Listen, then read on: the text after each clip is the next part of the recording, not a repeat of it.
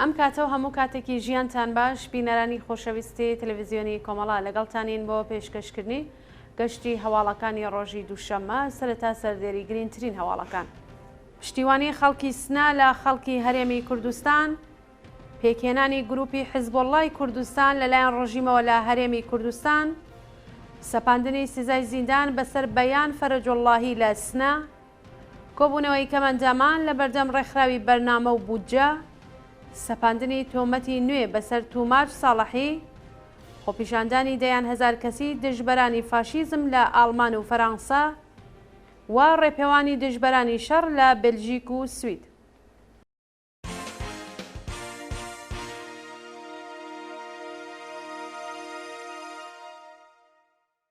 درێژێ هەواڵەکان، پشتیوانی خەڵکی سنا لە خەڵکی هەرێمی کوردستان ڕۆژی یەکشەممە یەکی ڕێبەندانی 1402 کۆمەڵێک لە گەنجانی شاری سنا با مەبەستی دەربڕینی هاوسۆزی خۆیان لەگەڵ خەڵکی هەرێمی کوردستان لەسەر کێوی ئاویەر چالاکیان ئەنجامدا. بەپێی ئەو وێنە و ویددیوانەی بەدەستمان گەشتووە، کۆمەڵێک لە کچان و کوڕانی ئازادیخوازی شاری سنا لەسەر چیای ئاویەر وێنەی قوربانیانی هێرشە موشکیەکەی سوپای پاسداران و ئاڵای کوردستانیان بڵاو کردوێتەوە. بەشداربوونی ئەو چالاکیە وێڕای دەربڕینی هاوخەمی خۆیان لەگەڵ بنەماڵەی قوربانیان و خەڵکی هەرێمی کوردستان هێرشەکانی سوپای پاسدارانیان بە توندی شەرمەزار کرد و ڕایانگەیان پشتیوانی لە خەڵکی باشووری کوردستان دەکەن. سۆنامی خۆکوژی لە پارێزگای کرماشان لە ماوەی هەفتەی ڕابردوودا 5 گەنجی خەڵکی شارەکانی شاباد و داڵەهۆ لە پارێزگای کرماشان لە ڕێگەی خۆکوژیەوە کۆتاییان بە ژیانیان هێناوە. لە ڕۆژانی ڕابردوودا چوار لاوی خەڵکی شاباد بە ناوەکانی ئەمیر سەهامی تەمەن 13 ساڵ، فەردین مێهرابی، ساسان بەراتپور وەرزشوان و پوریا گەراوەندی پاڵەوانی وەرزشی لە ڕێگەی خۆ هەڵواسین و خواردنی حەبی برنجەوە کۆساییان بە ژیانیان هێناوە. هەروەها لە گوندیکانی چێرمووی سەر بە شارستانی زاڵاهۆ گەنجێک بە ناوی ئەردەشێر گەڵاڵی تەمەن 30 ساڵ لە ڕێگەی خۆکوژیەوە کۆسایی بە ژیانی هێناوە. نەبوونی هەلیکار، هەژاری سەپێنراو بەسەر خەڵک، نەبوونی ئازادی و سەرکوتی وەحشیانی حکوومەت، بێهیوایی و پەرەسەندنی ئاعتیاد لە نێو بنەماڵەکان و هیتر سەرەکی ترین هۆکارەکانی هەڵکشانی ئاماری خۆکوژی لە پارێزگای کرماشانە و بەرپرسانی ڕژیم وەکو هەمیشە هیچ بایەخێک بە تەندروستی جەستەی و زەرونی خەڵک نادەن. پێکهێنانی گروپی حیزبوڵڵای کوردستان لەلایەن ڕژیمەوە لە هەرێمی کوردستان، ماڵپەڕی ئەلعەرەبیە ڕۆژی یەکشەممە یەکی ڕێبەندان لە زاری بەرپرسانی سوپای پاسدارانەوە ڕایگەیان گروپێکیان لەژێر ناوی حیزبوڵڵای کوردستان لە هەرێمی کوردستان پێکهێناوە کە لە داهاتوویەکی نزیکدا لە ڕێگەی گرتە ڤیدیۆوە هەبوونی خۆیان بە فەرمی ڕادەگەێنن. بەپێی ئەو راپۆرتە سوپای پاسداران دەیەوێت پارتێکی سیاسی لەژێر ناوی حیزبوڵڵای کوردستان لە نێو خاکی هەرێمدا ساز بکات تاکو سیاسەتەکانی کۆماری ئیسلامی لە ناوچەکە پەیڕۆ بکات. بەوتەی هەندێک لە سەرچاوەکانی هەواڵ، مەبەستی کۆماری ئیسلامی لە نێوبردنی دەستکەوتەکانی گەلی کووردە لە هەرێمی کوردستان و ڕژیم ناتوانێت چەکداریان بکات مەگەر لە ڕێگەی یەکێک لە پارتە سیاسیەکانی کوردستانەوە. لەلایەکی دیکەوە باس لەوە دەکرێت کە مەبەستی کۆماری ئیسلامی لە سازکردنی ئەو گروپە بە ئامانجگرتنی بەرژەوەندیەکانی ئەمریکا لە عێراق و دەرکردنی هێزەکانیان لە وڵاتەیە. دۆخی خراپی تەندروستی شەریفە محەممەدی و بایەخنەدانی بەرپرسانی زیندان، سەرچاوەکانی نزیک لە بنەماڵەی شەریفە محەممەدی چالاکی کرێکاری بەندکراو لە زیندانی سنا ڕایگەاندووە کە ئەو بەندکراوە سیاسیە دۆخی تەندروستی ناوجێگیرە و بەرپرسانی زیندان لە دەستڕاگەیشتن بە دەرمان بێبەشیان کردووە. شەریفە محەممەدی 14 سەرماوەزی 1402 لەلایەن هێزەمنیەکانی شاری ڕەش دەست بەسەر و پاش لێپرسینەوە ڕۆژی نوێی بەفرانبار بۆ زیندانی سنە گوازرایەوە. ئەو چالاکە کرێکاریە لە گرتوخانەی دەسەڵاتی سنە بەمبەستی جانپێدانانی زۆرەم لێ بە سەختیە شکنجە ئازاردراوە. ئێستا ڕوومەتیشین بۆچەوە و چاوەکانی ئەلتهابی کردووە، بەڵام بەرپرسانی زیندان لە گواستنەوەی بۆ نەخۆشخانە خۆجەبوێرن. بنەماڵی شەریفە محەممەدی نیگەرانی خۆیان لە ئەزدۆخی تەندروستی و چالاکە کرێکاریە دەربڕیوە و ناوەندە ئەمنیەتی و قەزایەکانی ڕۆژیم لە ئاز ئەو مەترسیانەی لەسەر گیانی شەریفە سازە بێت بەرپرسیار دەزانن. سەپاندنی سزای زیندان بەسەر بەیان فەرجوڵڵاهی لە سنا. بەپێی راپۆرتی ناوەندەکانی مافی مرۆڤ، دەستگای قەزای ڕژیم ڕۆژی یەکشەممە یەکی ڕێبەندان سزای 1 ساڵ زیندانی تەعزیری بەسەر بەیان فەرجوڵڵاهی چالاکی مەدەنی خەڵکی سنا سەپاندووە. بەیان فەرجوڵڵاهی ڕۆژی دووشەممە 26 پوشبەڕی 1402 لەلایەن ئیدارەی ئیتلاعاتەوە بەبێ بەڵگەی قەزایی دەست بەسەر و پاش 41 ڕۆژ بەندکران لە بەندی تاکەکەسی بە هاوکاری لەگەڵ حیزبە نێرەکانی ڕژیم تۆمەتبار کرا. ناوبراو لە پەیامێکدا ڕایگەاندووە کە 2 جار بانگێشت و لێپرسینەوە و 3 جاریش دادگایی کراوە، بەڵام تەواوی ئەو تۆمەتانەی خراوەتە پاڵ دۆسیەکەی ڕەت کردووە. ڕۆژی یەکشەممە دەستگای قەزای ڕژیم بەیان فەرجوڵڵاهی بە تۆمەتەکانی هاوکاری لەگەڵ یەکێک لە حیزبە نێرەکانی ڕژیم و تەبلیغ دژی نەزان بە 1 ساڵ زیندانی تەعزیری مەحکوم کرد. گواستنەوەی سینا دەشمیر بۆ زیندانی نەغەدا. ڕۆژی یەکشەممە یەکی ڕێبەندان سینا دەشمیر هاوڵاتی خەڵکی پیرانشار بە مەبەستی تێپەڕکردنی حکومی زیندان دەست بەسەر و ڕەوانەی زیندانی نەغەدەکرا. سینا دەشمیر لە ڕێکەوتی 28 بەفرانباری 1401 لەلایەن هێزەکانی حکوومەتەوە دەست بەسەر و ڕۆژی 25 ڕێبەنجانی هەمان ساڵ بەزانانی وەسێقەی 4 ملیار تمەنی لە زیندانی نەغەدا ئازادکرا. ناوبراو پێشتر لەلایەن لەقیەکی جادگای انقلابی مەهاباد بە تۆمەتی ئەنجامەتی لە یەکێک لە حیزبە نێرەکانی ڕژیم بە 3 ساڵ و 4 مانگ زیندان و بە تۆمەتی دروشم نووسین و تێکدانی ئەمنیەتی نەتەوەیی با 35 مانگ زیندان مەحکوم کرابوو. بە پێی یاسای ئیسلامی زۆرترین سزا واتە 3 ساڵ و 4 مانگی بۆ جێبەجێ دەکرێت. سینا لە پەروەندێکی دیکەدا لەلایەن جادگای انقلابی پیرانشارەوە بە تۆمەتی تێکدانی نەزم و ئاسایشی گشتی بە 5 ملیۆن تمەن سزای نەقدی و 40 زەربە شەلاق مەحکوم کراوە.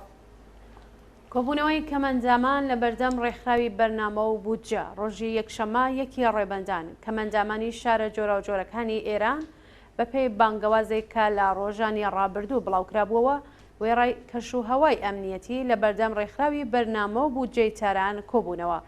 بێهروز مۆڤەتی نوێنەری کەمەندامانی ئێران ڕۆژی ڕابردوو لە گرتە ڤیدیۆیەکدا ڕایگەیاند کە هێزەکانی حکوومەت هاتوون ڕێگە لە کۆبوونەوەکەیان بگرن و هەڕەشەیان کردووە کە هەمویان دەست بەسەر ئەکەن.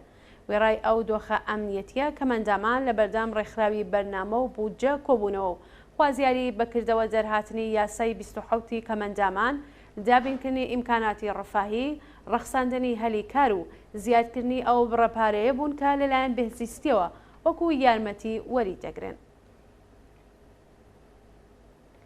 ناڕزایەتی کرێکارانی ڕەسمی نەوت لە ئاغاجێری و سیری و خارگ. ڕۆژی یەکشەممە یەکی ڕێبەندانی 1402 کرێکارانی ڕەسمی نەوتی شاغڵ لە ناوچای عملیاتیەکانی ئاغاجێری دوورگەی سیری و خارگ لە ناڕزایەتی بە جێبەجێنەکردنی داخوازیەکانیان کۆبوونەوە. کرێکارانی ڕەسمی نەوت خوازیاری وەلانانی سەقفی حەقدەست، وەلانانی ئاسەنگیەکانی بەردەم سەنەواتی خاننشینی، گەڕانەوەی ئەو بڕەپارەیە لە ساڵانی ڕابردوو وەکو باج لەسەر حەقدەستەکانیان کەم کراوە، لەسەر کار لابردنی بەڕێوەبەرانی ناکارامە بەکردەوە دەرهاتنی مادەی دەی ئەرک و بەرپرسیارەتی پرسونەلی نەوت بوون. شانی باساکە کرێکارانی شاغڵ لە دەکەڵە نەوتیەکانی باشووری ئێرانیش لە ئەسکەمی حەقدەست ناڕەزایەتیان دەربڕیوە. کۆبوونەوەی کرێکارانی شرکەتی نوین سەنعات لە ڕێکخراوی ڕێگەی ئاسنی تاران. ڕۆژی یەکشەممە یەکی ڕێبەندان نزیکەی 600 کرێکاری شاغڵ لە بەشی نوێژینکردنەوەی واگۆنی شرکەتی نوین سەنعات کە سەر بە ڕێکخراوی ڕێگەی ئاسنی ئێرانە لە ناڕزایەتی بە دۆخی خراپی پیشەی و مەعیشەتی کۆبوونەوە. بەوتەیە ناڕازیان لە نیکەم حەقدەستیان 11 ملیۆن تمەن دیاری کراوە، بەڵام کاتێک حەقدەست و مەزایەیان پێ ئەدەن کەمتر لە 10 ملیۆن تمەنە. کاتێک لە ئاست ئەو پێشێلکاریە ناڕزایەتی دەرئەبڕن لەلایەن بەڕێوەبەرانی شرکەتەوە هەڕەشەی لەسەر کار دەرکردنیان لێ دەکرێت. کرێکاران داوا دەکەن گەڵاڵەی ڕیزبەندی پیشەکان بچێتە بواری جێبەجێکردن و حەقدەستەکانیان زیاد بکرێت. کوژران و برینداربوونی 5 کرێکار و سوختبەر لە چەند ڕووداوی کار. ڕۆژی یەکشەممە یەکی ڕێبەندانی 1402 دوو کرێکاری شاغڵ لە کارگایەکی سەنعەتی خاتونابادی ئیسفەهان و معدەنی بەردی کەبوتەر ئاهەنگ بەهۆی نەبوونی ئیمنی شوێنی کار گیانیان لە دەستا. هەروەها دوو سوختبەر بەهۆی ڕووداوی هاتۆچۆ لە بەلوچستان لە نێو ئاگردە سووتان و سوختبەرێکی دیکە بە تەقەی هێزەکانی ڕژیم بریندار بوو. بە پێی زانیاریەکان. کرێکارێکی شاغڵ لە کاریەکی سەنعەتی لە خاتونابادی ئیسفەهان بەهۆی بڕانی کابلی جەرسەقیلەوە و بەربوونەوەی شتومەکێکی سەخت بەسەریدا گیانی لەدەستاوە. لە ڕووداوی دووهەمدا کرێکارێکی شاغڵ لە معدەنی بەردی کەبوتەر ئاهەنگ بەهۆی بەربوونەوەی بەرد بەسەریدا گیانی لەدەستاوە. لە بەلوچستان دوو سوختبەری لاو لە کەمەربەندی زاهدان لە کاتی هەڵاتن لە دەست مەئمورانی ڕژیم تووشی ڕووداوی هاتوچوو بوون و لە نێو ئاگردا سووتان. لە محوەری میناب سوختبەرێکی بەلوچ لەلایەن هێزەکانی ڕژیمەوە درایە بەر دەستڕێژی گولە و بە سەختی بریندارکرا. سەپاندنی تۆمەتی نوێ بەسەر توماج ساڵحی. پارێزەری توماج ساڵحی ڕۆژی یەکشەمە یەکی ڕێبەندان ڕایگەیاند دوو تۆمەتی تازە خراوەتە پاڵ کەیفەرخاستی ناوبرا و واو هونەرمەندە بە بەغی واتە شەڕی چەکدارانە دژی نظام و ئەجماع و تەبانی بۆ تێکدانی ئەمنیەتی نەتەوەیی تۆمەتبار کراوە. بەوتەی پارێزەری توماج پێشتر ئەو تۆمەتانەی لە کەیفەرخاستی توماجدا نەبووە و تۆمەتبارێکی دیکەش لە پەروەندەکەی دابوونی نییە کە تۆمەتی هاوکاری بخرێتە پاڵ دۆسیەکەی. هەروەها هیچ کات ئەندامی هیچ گروپ و دەستەیەک نەبووە. تەنانەت چەقۆی ئاشپەزخانەی لێ نەگیراوە تاکو و تۆمەتی هەڵگرتنی چەک بخرێتە پاڵ دۆسیەکەی. شانی باسە کە بەپێی یاسای ئیسلامی ئەگەر کەسێک تۆمەتی شەڕی چەکدارانە دژی حکوومەت بخرێتە پاڵ دۆسیەکەی ئەوە بایەدا مەحکوم دەکرێت. لەسەر کاردورخستنەوەی سێ معەلم لە پارێزگای ئەلبۆرز. بەپێی راپۆرتی شۆرای سنفی فەرهەنگیانی ئێران سێ معەلمی ئاموزش و پەروەرشی پارێزگای ئەلبۆرز بە ناوەکانی لوتفوڵڵا جەمشیدی، غوڵام عەلی شەهریاری و ڕەحمان ئابدینی لەلایەن دەستەی بەرەنگاربوونەوە لەگەڵ هەڵە ئیداریەکانی وەزارەتی پەروەردە لەسەر کار دەرکراون. لە ماوەی یەک ساڵی ڕابردوودا وەزارەتی ئاموزش و پەروەرشی کۆماری ئیسلامی وەکو ناوەندێکی ئەمنیەتی ڕاستەوخۆ ژیان و مەعیشەتی چالاکانی سنفی فەرهەنگیانی کردووەتە ئامانج. ئەو حکمانەی دەرکراوە لەوە زیاتر نابێت و معەلمانیش هیچ کات دەست لە چالاکیەکانیان هەڵناگرن چونکە ئاموزش و پەروەرش هیچ هەنگاوێکی بۆ چارەسەرکردنی کێشە سنفیەکانیان هەڵنەگرتووە.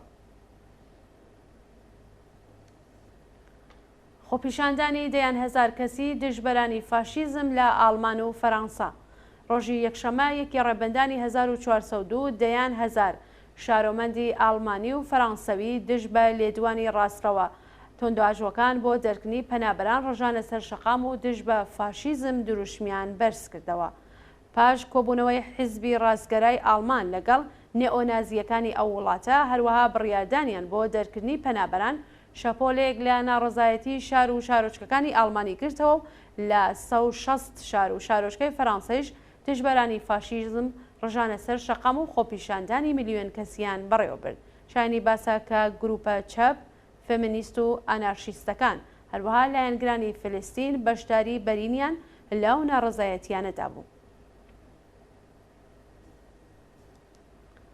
دووە هەواڵمان سەبارەتە بە ڕێپێوانی دژبەرانی شەڕ لە بێلژیک و سوید.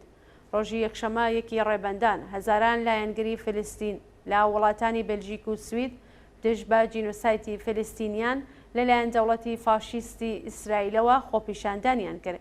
بەپێی راپۆرتەکان دژبەرانی شەڕ و لایەنگرانی فلستین بە بەدەستەوەگرتنی ئاڵای فلستین لە شارەکانی بروکسلی بلژیک و مالمۆی سوید ڕێپێوانیان کردووە. بەشداربوانی ئەو ڕێپێوانە خوازیاری ڕاگررتنی دەست بەجێی شەڕ و ڕاگەیاندنی ئاگر بەست بوون. شانی باساکە لە هێرشەکانی ڕۆژی ڕابردوو ئەرتشی ئیسرائیل بۆ سەر غەزە 178 فلستینی گیانیان لەدەستاوە بە دەیان کەسی دیکەش بریندار بوون.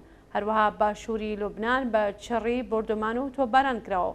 دووە ئەندامی حیزبوڵڵا لە هێرشێکی پابادی بۆ سەر ئۆتۆمبیلێک لە شارۆچکەی کەفرا کوژراون کە یەکێکیان ناوی فازل سولەیمان بوو. بینەرانی خۆشەویست سەواڵەکانتان پێشکەشکرا کاتێکی خۆش بۆ هەموو لایەکتان.